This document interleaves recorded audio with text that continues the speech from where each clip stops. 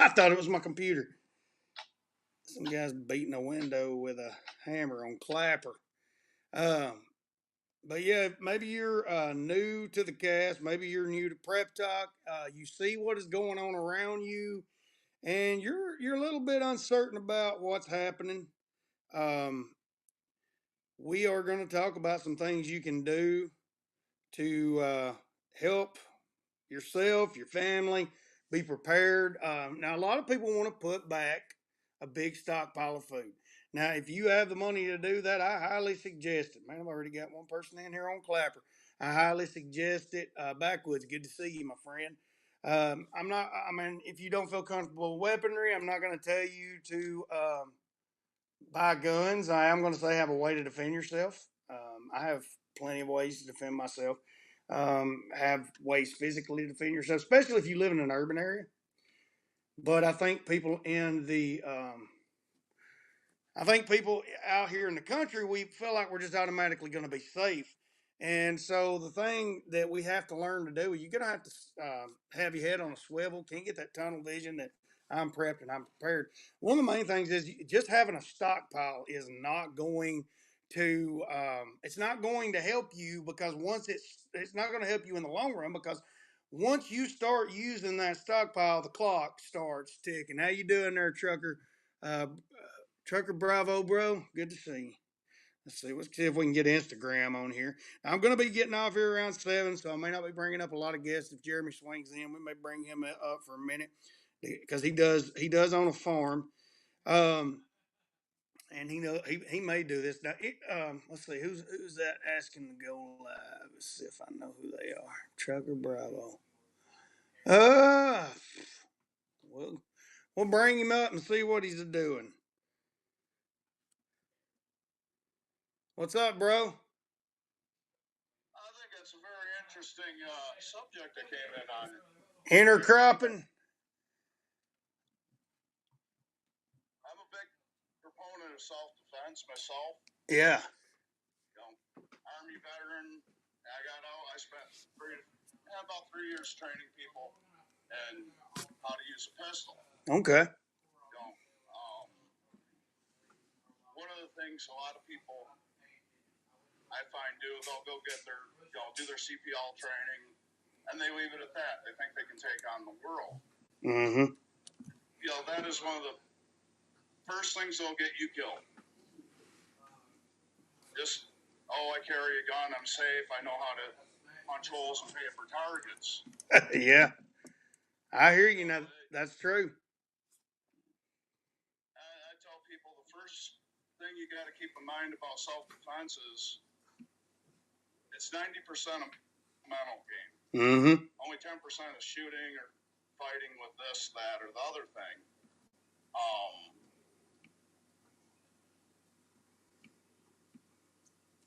You still there? I've seen this in combat. You'll have guys that are hardcore, ready to go. Well, I'm here. Yeah, it went out. It went out for a minute. But you'll have guys freeze up as soon as bullets start flying. Mm-hmm. Or they'll see a person coming at them. In any scenario where you find yourself engaging a target, I use the word target very directly.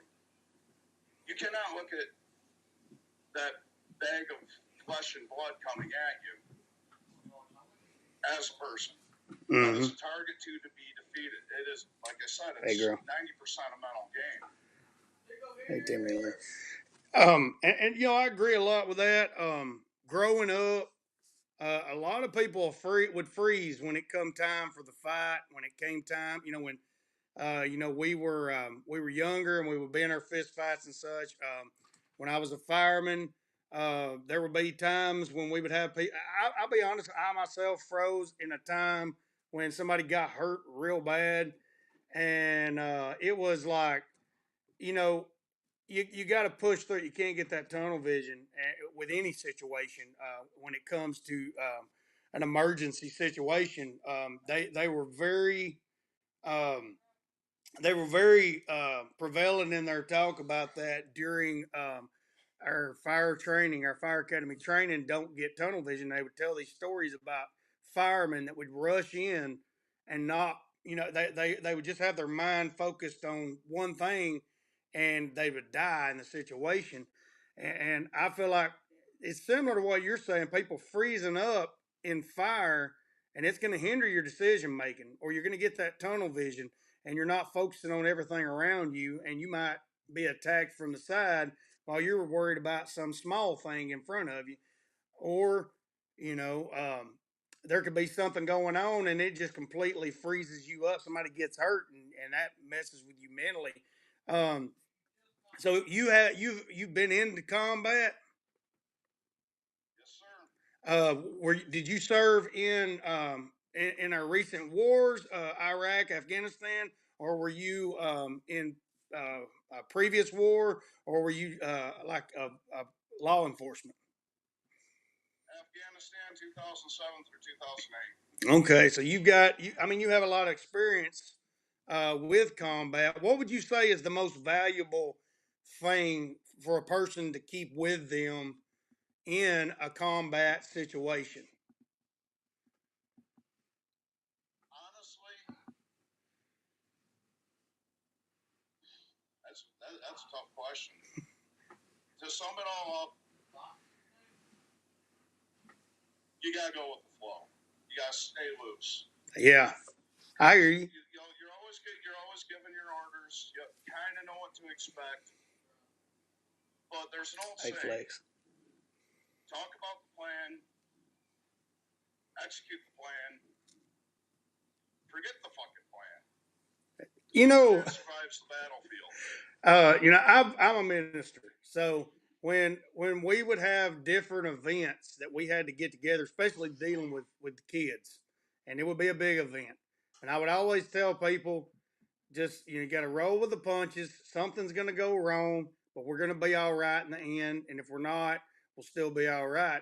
And I feel like that applies not just to combat ministry, but to life itself, because we get our minds so set on a certain we get our minds set on a certain outcome, and when that don't happen, it just people go ballistic. Would you say that's true? Absolutely. I'll give you a really good example.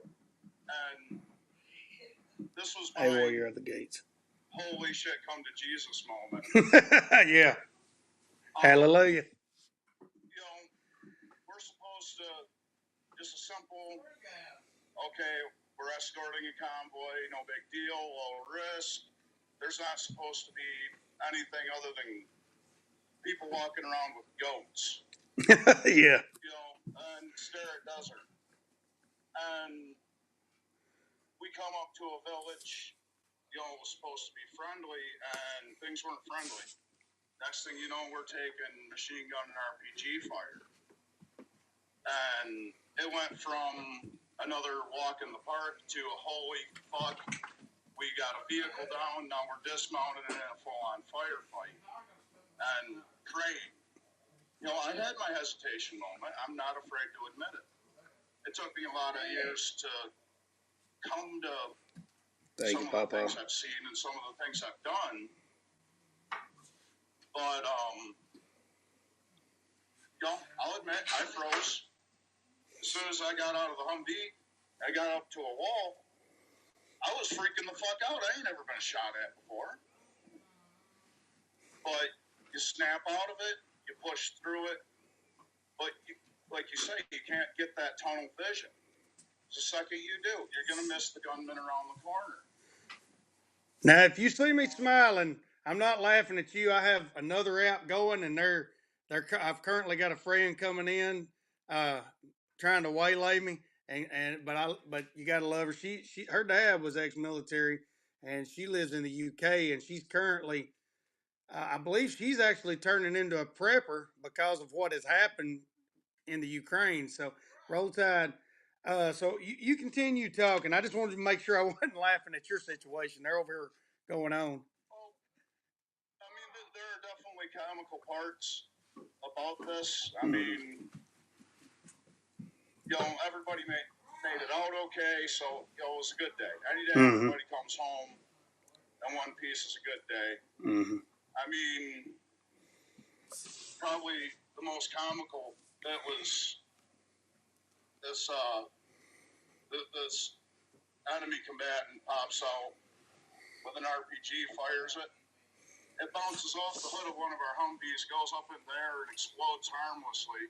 The guy's just standing there like, looking at this like, fuck. And, just kind of gives up. Just like, you know what, this is not my day. I don't want to die. I just fucked up. And it was a whole fucking ordeal. And see, when you go into combat, thanks, Dirk. When you go into combat and you see these different things you've never seen before when it comes to death, and it's something I'd like to ask. And I've seen it with police, I've seen it with firemen, I've seen it with military. Does your gauge of humor, I guess the graveyard humor, does that start kicking in, or do you better understand why people are like that? Do you laugh at things people would normally see as atrocious? What's your view on that? Oh yeah, dark humor or graveyard humor, as you call it, becomes just the norm. Mm-hmm. I mean,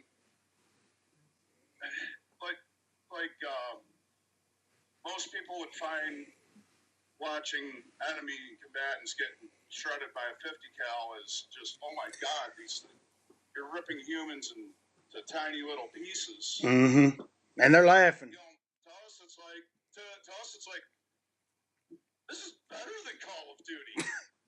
Because if you don't look at it as in a humorous, it goes back to what I was saying about punching holes in paper targets. Mm-hmm. You start humanizing those targets, those enemies, that opens the door for a lot of mental problems. Not everybody can do that.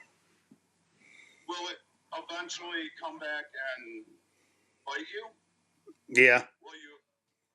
But at the time during the event, I believe. If you don't laugh at it and you let that shit sink in, that oh my god, I just blew a guy in half. Mm-hmm.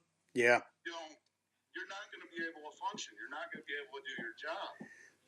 Papa Joe, he's bringing up, it's a coping mechanism, so I can see what you're saying.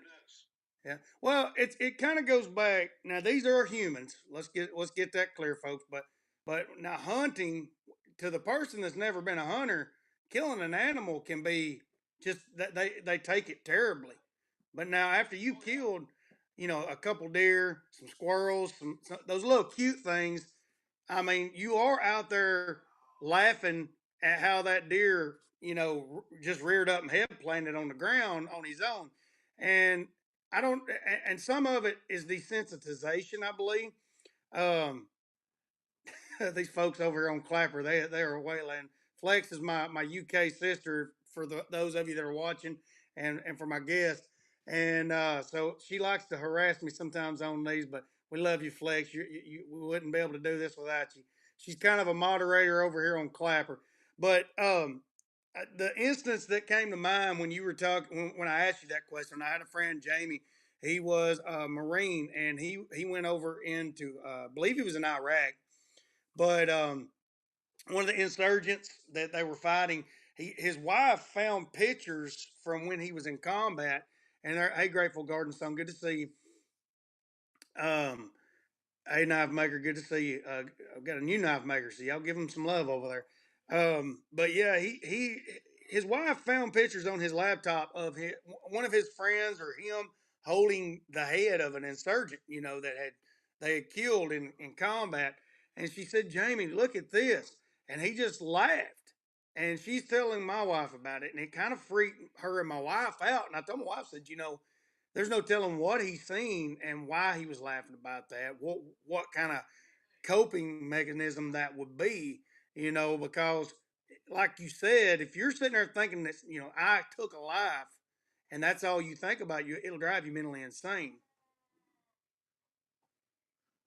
And there's like I said, there's plenty of time to let those emotions and those feelings after everything's said and done sink in. If they don't, there's an even bigger problem there. You can't let yourself be so desensitized you become a human killing machine. Mm-hmm. You know, but while you're in the shit, so to speak, Mm-hmm. you've got to tune it out. You know, I've lost friends. That's what hurts. That's what gets you the most. Oh yeah. There's no laughing about that. No. I mean, there's laughing at the guy who takes a round in the ass cheek. You know, that's just Oh, funny. Forrest Gump. Exactly. I got shot in the butt top. It jumped up and bit me. Exactly. Yeah. You know, that's kind of funny. Or you know, the guy who visits the Chemway district on Bagram and ends up getting the clap. That's just fucking funny. Yeah. What? I've got some stories, brother. But, Most veterans do. Most of the veterans I've met's got some good stories. oh yeah, but there's anytime you lose men, that's never a laughing matter. The you know, a lot of the problems I had coping after the fact was more related to around that. Was more survivor skill. Why did this guy take around and I didn't? Mm-hmm. You know, why did his armor fail and mine didn't? You know, why this? Why that? You know, that should have been me there. You end up dealing with those aspects more than so much as getting in a firefight and you train your M4 on an enemy combatant, squeeze the trigger, and he goes down. Some of those instances, once again, are kind of hilarious. Mm-hmm. I'm not going to go into too many specifics, but there might have been some castration via M4 handed out on a couple of occasions. That's fucking funny. You just don't. You got a rapist-ass Taliban motherfucker.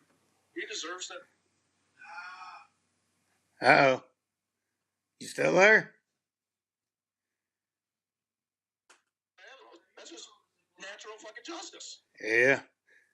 I mean, it'd be hard for a person not to do something like what you're talking about. If you got a guy out raping women, maybe little kids, I don't know. I can only imagine.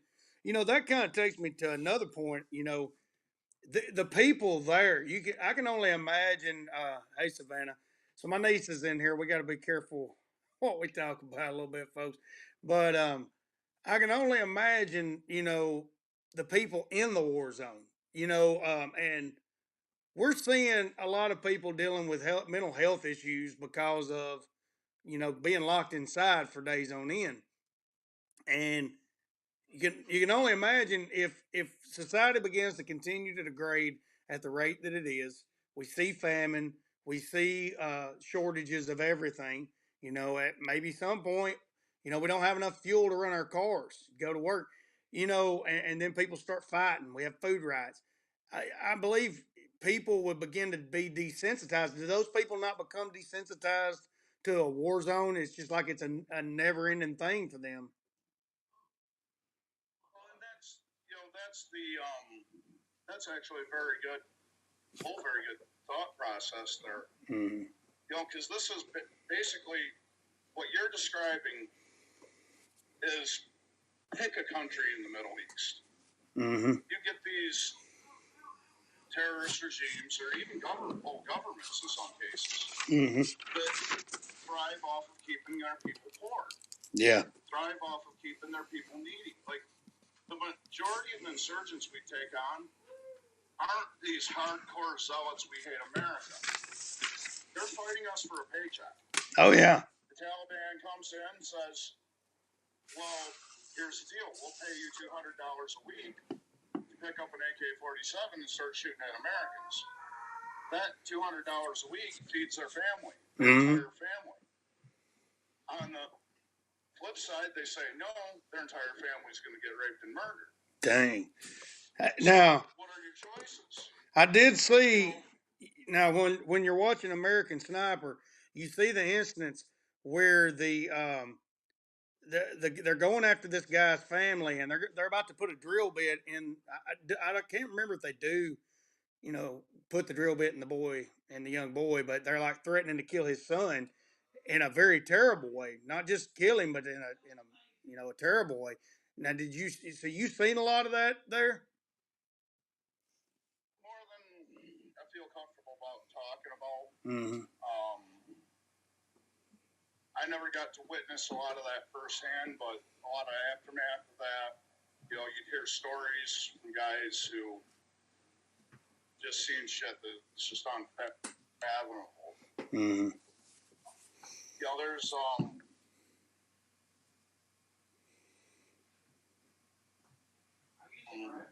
it's not that, but it's a whole nother level of just insanity. But digressing back to your previous thought there, things go downhill in this country to where you have those food and fuel shortages. You will start seeing conflict amongst neighbors. Mm-hmm. You know, if Farmer Bob has a good supply of vegetables, well, why is Farmer Bob not helping me out? Mm-hmm. Yeah. You know, I'm going to take what Farmer Bob has. During the Holodomor, the Soviets. Famine leads to violence. Mm-hmm. The Soviets actually played people against one another during the Holodomor in that way. They would say that the Ukraine, this was happening in the Ukraine in the 30s, the 1930s. They would tell them that they had propaganda going that the people out in the country were hoarding up food, and that's why the people in the city were starving. And so that caused a lot of violence towards one another. Well, and that's the you know, part of this grand social design they're working on. Yeah. You know, I don't care what party you support. You know, I'm neither left nor right. I'm what you call a constitutionalist. I believe what's wrote in our Constitution is the end all. This is the law of the land. There's no ands, ifs, or buts. If something needs to be changed, there is a proper process to do it. You can't just write an executive order and change the Constitution. Yeah. You can't take away people's rights because it suits your political agenda. If anything, you know, do I agree with everything, you know, government puts out? Oh, hell no. Do I think certain laws are wrote in the spirit of upholding the Constitution? Absolutely. You know, I mean, I'm very, very, very, very, very pro 2A. I mean, for fuck's sake, I've got 4 pew-pews sitting on my headboard. You know, every one of them's ready to go. You know, I mean, but I believe in being ready at a moment's notice. You know, I've seen what happens to people who aren't. You know, if you know, you basically got 3 types of people. You've got sheep, you've got wolves, and then you've got the sheepdog. All right. The majority of the population are sheep. They can't defend themselves. They need somebody to take care of themselves.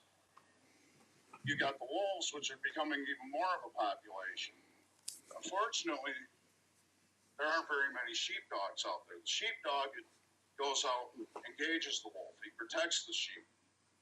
If I see my neighbor getting robbed, I'm grabbing either my 44 or my AR, whatever I've got handy, and going in and engaging that threat. That's how I was trained. That's how I'm wired. I've seen enough of what happens when good people do nothing. Yeah. I'm not gonna deal with that, and that comes down to the fundamental problem in our country. So many good people do nothing. I'm not saying you have to go grab a gun and go to work. It's as simple as voting. It's as simple as saying, I don't like the situation this country's in. I don't want my children to be brainwashed into thinking there's 37 genders. How is any of this? That's a whole lot of them, man. I mean, like, I'm telling you. I mean, to right down to, I don't think, big pharma should control the shots. No, that's getting, we've seen that since the early 1900s with Rockefeller, how he basically used the media to debase herbal remedies as quack, when in all reality, they were just his competition, and he utilized what he could to basically change the whole market, and we see that in other things. Um, we've got a lot going on in the world right now, and a lot of the points you're bringing up, I feel like the world is degrading into lawlessness everywhere you look. Right now, we're looking at places like Egypt. They're about to run out of grain because a lot of the wheat comes from Ukraine and Russia. Um, there will be food riots in those streets now. I don't know what it's like in Egypt as far as weaponry. We did see the Arab Spring, where they rose up, the people rose up, and those riots were motivated politically. You imagine somebody that's motivated just by physical need. I don't have enough to eat. My kids are starving. You need to take care of this. You can only imagine what that's going to be like. Possibly come into the year when we're really starting to feel the lack of harvest, because the farmers, say in South Africa, a lot of the farmers are not even growing crops because they can't even afford a fertilizer right now. Well, and that's the I was reading this thing on CDL Life. A lot of the farmers, because of fertilizer shortages, even here in the States, are going to soybeans. Yeah. Soybeans don't produce as much as corn and your grains do. It's very hard to use a soybean base to make cereal. Oh yeah. And other things like that. I don't know if I substitute for a lot of this stuff. Yeah, I wouldn't want to eat no soybean in my cereal. They might have to make some soy sausage over there. Everybody have to go back to traditional breakfast. But I mean, whatever. I've got the skills. If I start getting hungry, I know there's plenty of venison. Well, I think it's going to take a collective of all things, because now Alabama, and I preach this to people. Alabama, the deer were extinct after the Depression, and venison's going to be a key thing. And I think a lot of people, after they kill off if that, in Argentina, you've seen how they were going out to the farms and basically butchering other people's cattle. So that'll happen in a lot of countries when people are hungry. Then they'll go for the deer, and I believe we'll see a lot of animals that are just killed and not properly butchered and left to spoil. And the one of the things I was talking about, one of the main things we were talking about intercropping. A lot of people don't realize. I mean, we're so used to monocrops, and rows and rows. And one of the things that we as people, I feel like, got to learn to grow our own food again. And we've got to, it's all an interconnected thing. The settlers hunted, they raised animals and livestock, they raised gardens, they foraged, they utilized everything they could. A lot of them learned from the Native Americans around them, especially down here where I live in Appalachia. And the intercropping thing, the Indians, the Native American Indians did this. They would mix different plants in like mud balls and throw them out into these gardens. I mean, they done growing completely different. And what a lot of people don't know, a lot of the soybean is getting harder to find for the smaller farms, and so they're not even able to plant that. Have you heard about that lately? Yeah, and something I think people overlook as a good alternative crop is buckwheat. Mm-hmm. I've set up years ago. I managed this 180 acres of deer hunting property for this guy, and I set the guy's food plots up. he'd do a combination of soybean and buckwheat. Buckwheat, for the amount of seed you put down, has a very, very high yield, and it actually boosts your soil, unlike, say, corn. Corn takes away. Yeah. Tomatoes take away. Buckwheat actually ends up giving back. What now? Does it put nitrogen back in the soil? Yes, it does. Okay. And another good thing about buckwheat, you can use it like a grain. I mean, buckwheat pancakes, for example. Okay. Yeah. They're not the tastiest thing, but throw some blueberries in there, a little maple syrup. Well, they're probably providing some carbs though that'll give you energy. Exactly, and there are definitely the approach we need, not just at home but abroad. Like you said, it's got to be more than a one-prong approach. Mm-hmm. It's got to be more of a spider web. Yeah. To fully pull everybody Agro-mix up equal. I mean, some places are gonna see a decline in goods that they're able to get. Well, the majority of people are gonna get an increase. It's called, compromise. Mm-hmm. Compromise isn't everybody wins. It's everybody loses to the point they can all accept it. I believe in the end we're gonna all be having a compromise on what we eat. That's the struggle we're having with one of my younger children. He just got used to eating certain things and he's picky. And one of my nieces were like that growing up, still like that. So I believe there's going to be a lot of people that just grow up, get skinnier because of they're just not used to eating. And it'll take them getting very hungry before the brainstem just kicks in and says, you're going to eat.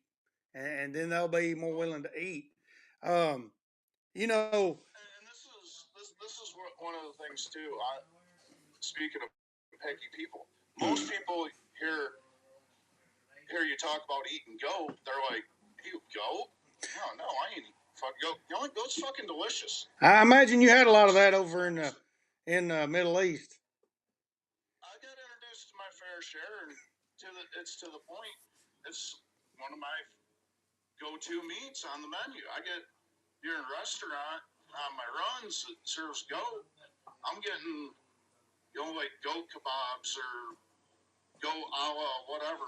Now, does it? I've eat it before, and it's been a while. But is it similar to lamb? Yes and no.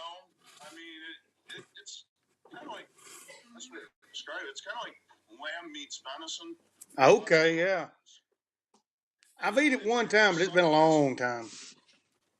But it's also very high in protein. It's very good for you. Mm-hmm. I mean, there's a number of animals out there.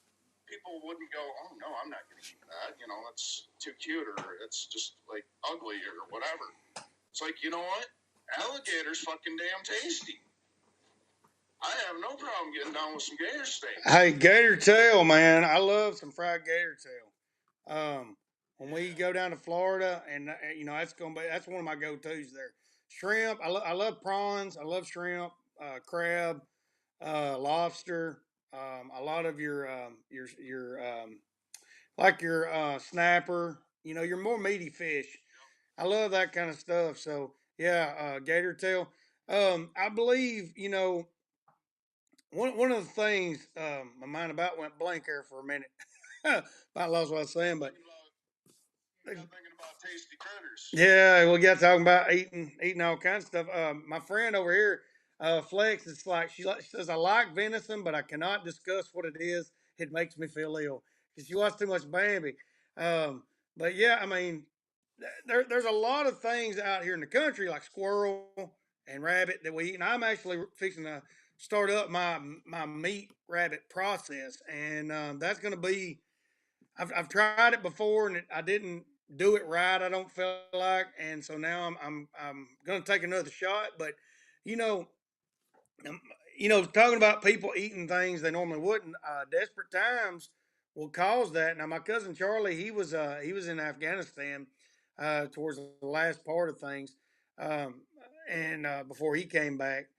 and before they brought everybody back eventually. But he was talking about a lot of times, they got sick of eating MREs out in the desert or out in the woods, and they would find a goat that had strayed away, and they'd grab that thing and butcher it up. And I can see that a lot of people, a lot of people more willing to do things they normally wouldn't do in a distressful situation. Now, somebody's saying I had hot sauce. I can see hot sauce makes everything better if you like hot sauce, but And makes terrible things, well, edible. yeah, yeah, and like you said with the blueberry jam, I believe a lot of things that they did, the preserves, the jams, the jellies, a lot of that was to make things that were bland. They were tired of eating to add the flavor. Sometimes you need a little sugar. Sometimes you need a little good taste and good times. It all goes back.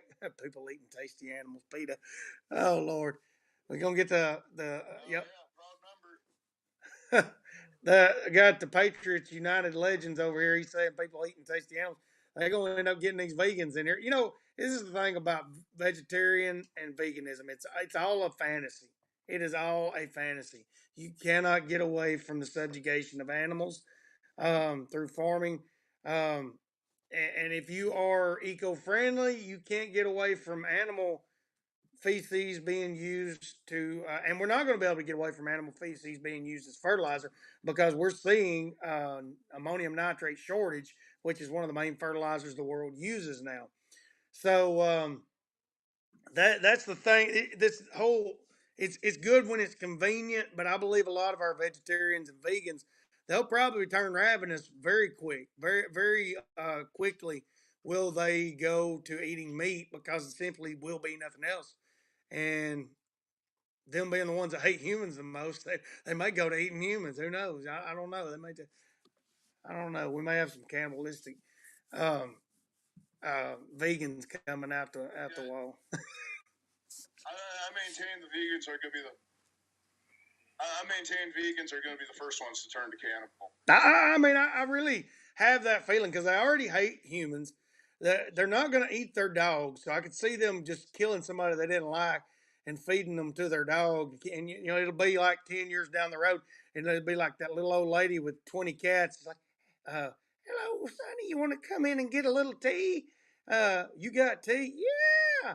And you go in there, and all them cats just start surrounding you. Like, what's up with these cats? It's like, they're hungry. And then it's like the whole horror story. I got a crazy imagination, but yeah, I can really see that. There's a lot of preferences that people have that I think. Like you look in Vietnam now. My uncle was over there. They had to guard the graves of the dogs, the military dogs, because they would dig them up if they had enough time and eat the dogs because that was a delicacy over there. People will literally eat anything, and I can't see myself eating my dog, but if I didn't have nothing, I might eat a stray that's wandering through the neighborhood. But I digress.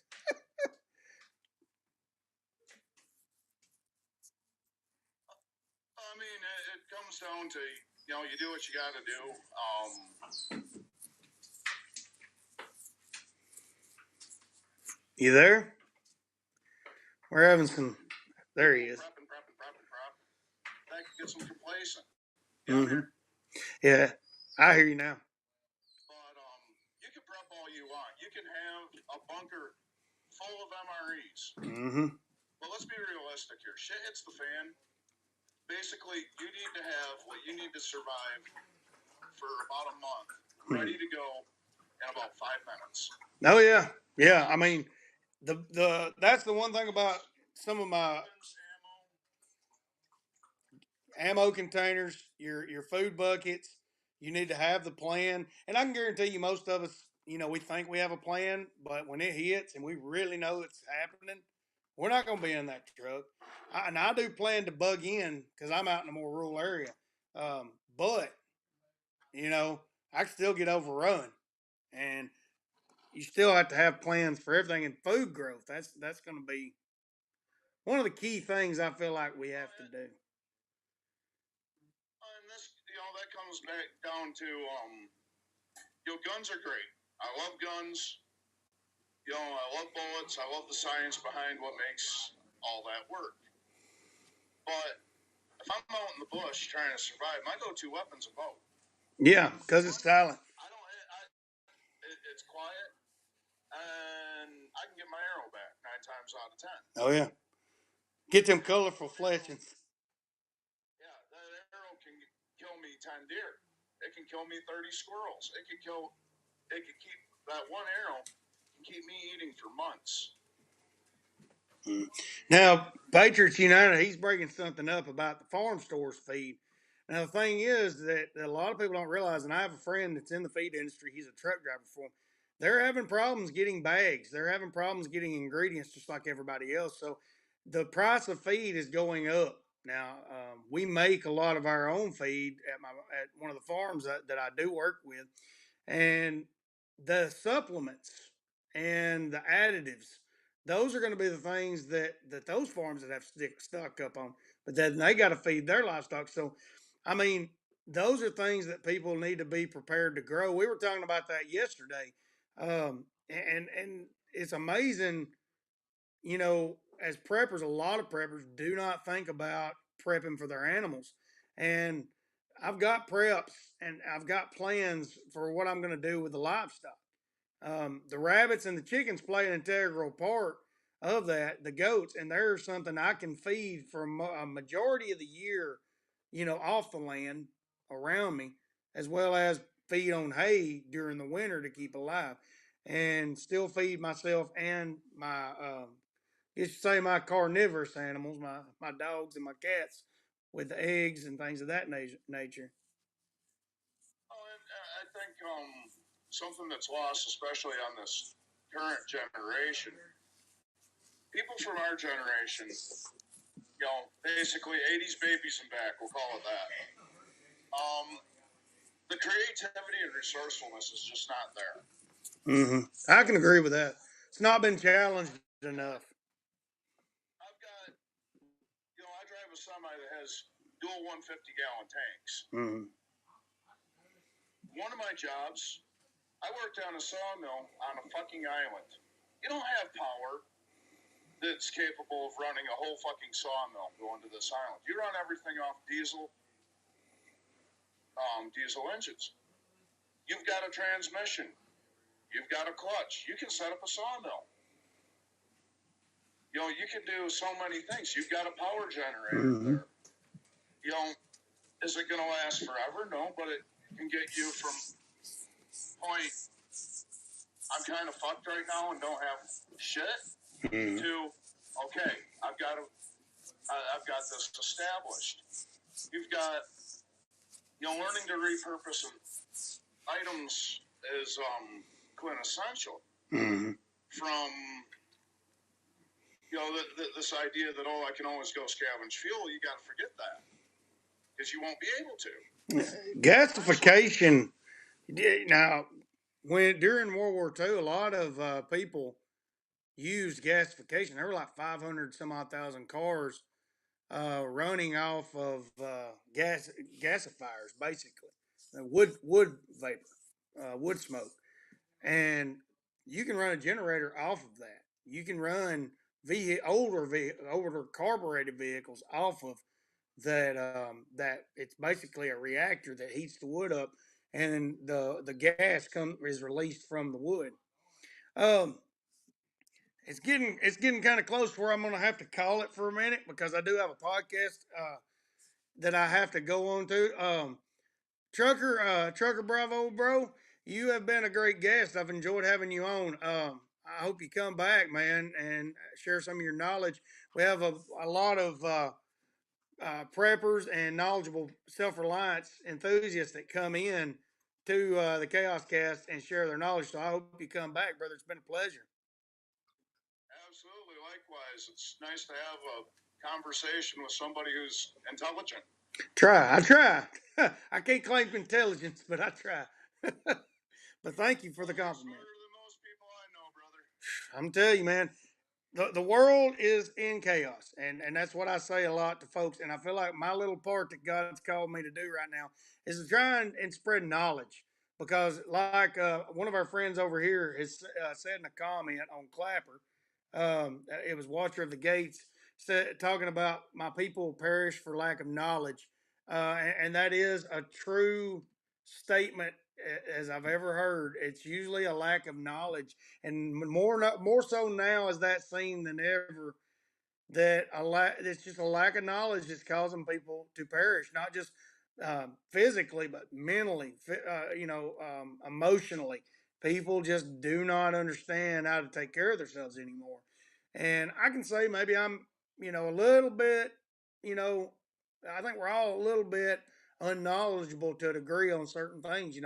Getting together and having these conversations is a big part of reviving that and bringing people back. But brother, I'm gonna be ending the stream here on TikTok real quick, and then I got an exclusive I do on Clapper. So if you get a chance, if some of y'all get a chance, we're gonna be doing an exclusive on Clapper for a few minutes.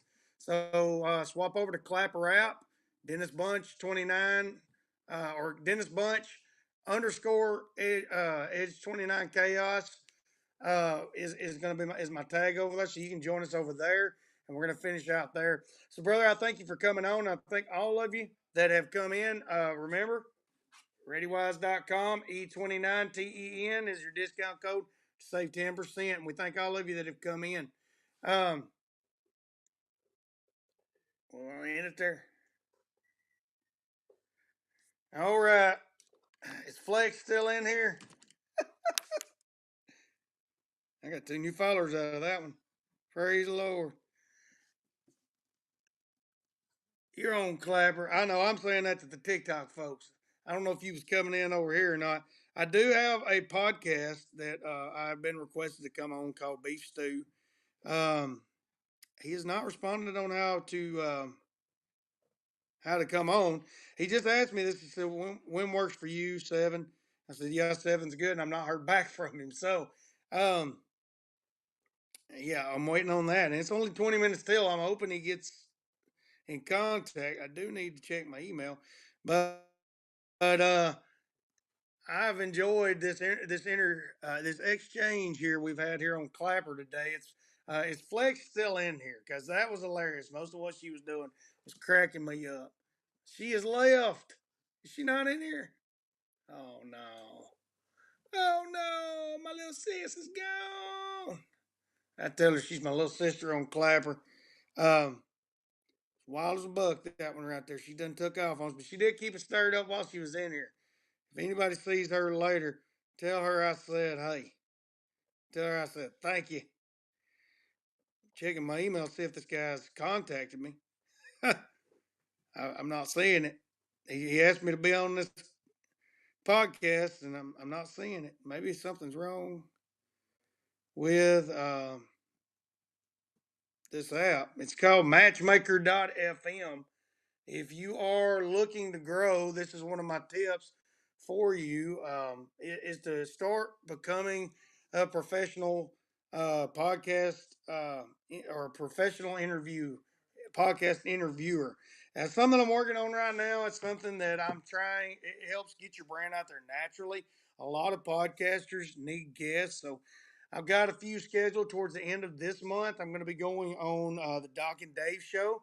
They're in America, so I'm going to be going on them on April the 23rd at 10 a.m. I'm thinking it's either Central or I think they're in Atlanta, so it's either Central or Eastern time. So also, we're going to be having a podcast in the UK for some of my UK friends, and it's called "We're All Humans Here." That's the podcast, and we're going to be doing that April the 30th on a Saturday morning at 10 a.m. And it's 10 a.m. my time. So what did he say? That's the wrong one. Yeah, 10 a.m. my time. He told me the time it will be over there. It's 3 p.m. in the UK. So 3 p.m. on April the 30th. We're going to be going live on his podcast. I may bring it up live here. If I can get a hold of this guy, I may try to keep it live on what I'm doing here, but he's not contacting me back. And 20 minutes till. I'm gonna send him another.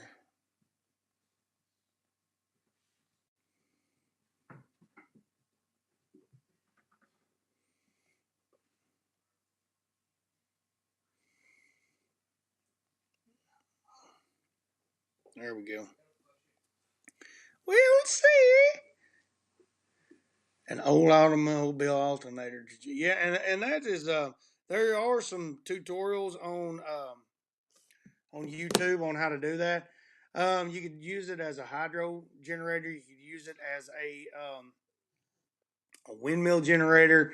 You could use it as just a hand crank generator. So that is something to keep in mind when it comes to power generation. These simple ways.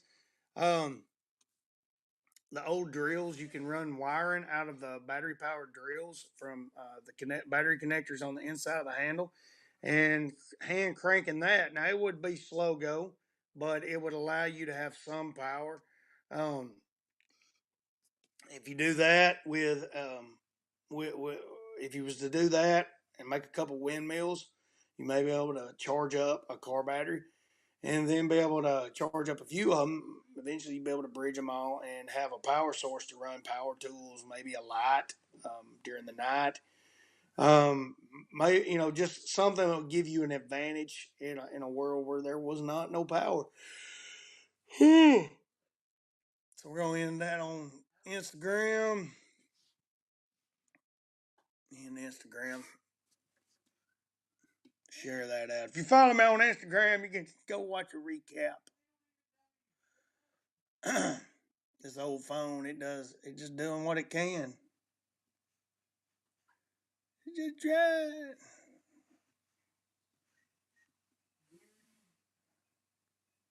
I'm wondering if I can add a tag on there.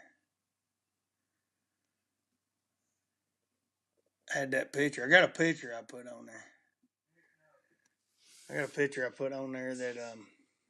CB radios. Yeah, that's critical. That is going to be. That's something I need to look more into. I have a few walkie talkies, but I don't have a CB. My brother has CB, but that's going to be a lot of our plan here is working with my whole family. We have different skill sets within the whole family, and you know, we got some talented folks in our family. A lot of hunters, a lot of we got a few farmers. We got some vets. We got people that can work on about any kind of machinery, welders. About all of us got animals of some kind. My brother's got the larger stock. Yeah, CBs are still so they're still analog. I don't know. That's something you can tell me there. But I'm shutting these off.